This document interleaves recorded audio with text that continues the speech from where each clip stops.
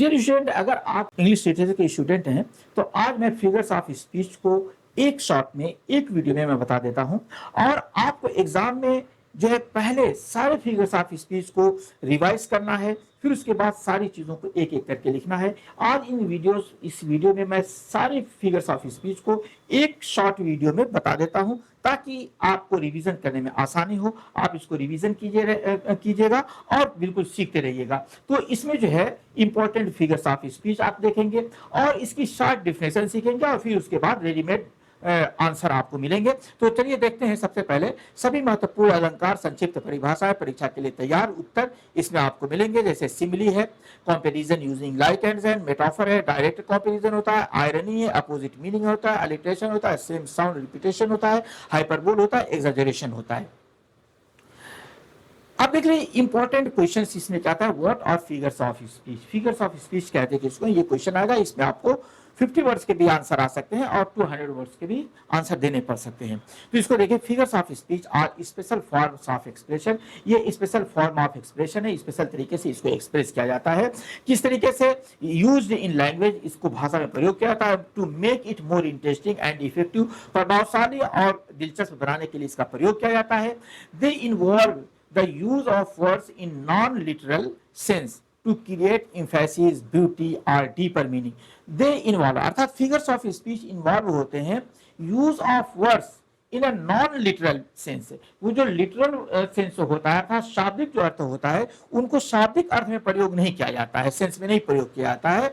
किस लिए? To create emphasis, उस पर जोर देने के लिए, ब्यूटी के लिए, या डीपर मीनिंग इन राइटिंग, उसमें राइटिंग में या जो आपके सामने जो लिटरेचर है उसमें जो है सुंदरता पैदा करने के लिए और गहराई पैदा करने के लिए इनका प्रयोग किया जाता है फिगर्स ऑफ स्पीच का। आइए 200 वर्ड्स में इसको देख लीजिए। Figures of speech are important elements of language. ये लैंग्वेज का एक बहुत ही इंपॉर्टेंट एलिमेंट है, बहुत ही जो है इंपॉर्टेंट तत्व है।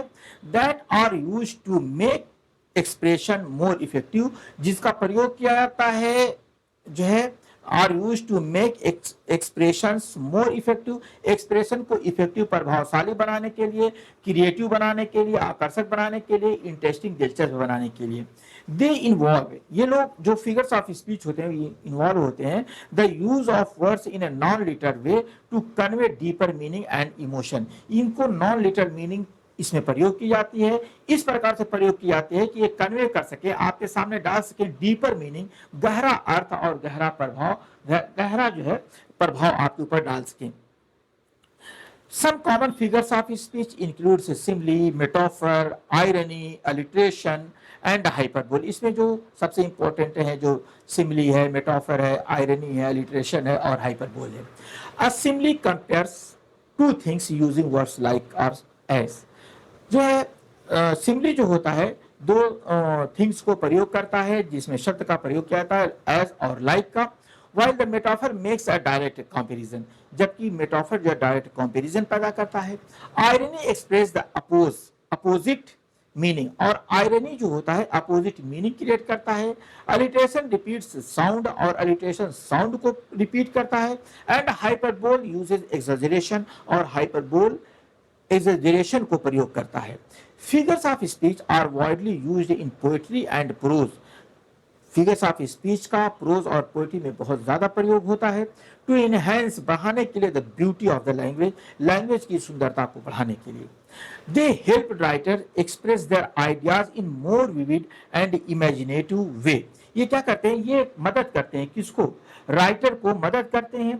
किस तरीके से राइटर को मदद करते हैं अपने उनके आइडियाज को एक्सप्रेस करने में, इन मोर विविड, बहुत ही स्पष्ट तरीके से और ज्यादा सजीव और स्पष्ट तरीके से व्यक्त करने में सहायता करते हैं। एंड इमेजिनेटिव, और इसे कल्पनाशील तरीके से भी प्रस्तुत करने में जो है सहायक होते हैं। दे help writer express their ideas in more vivid and imaginative. They also make the text more engaging, ये जो टेक्स्ट को एंगेजिंग बना देते हैं। एंड एंजॉयबल फॉर रीडर्स, और रीडर्स के लिए आनंददायक बना देते हैं, एंगेजिंग बना देते हैं, मनोहर बना देते हैं, आकर्षक बना देते हैं।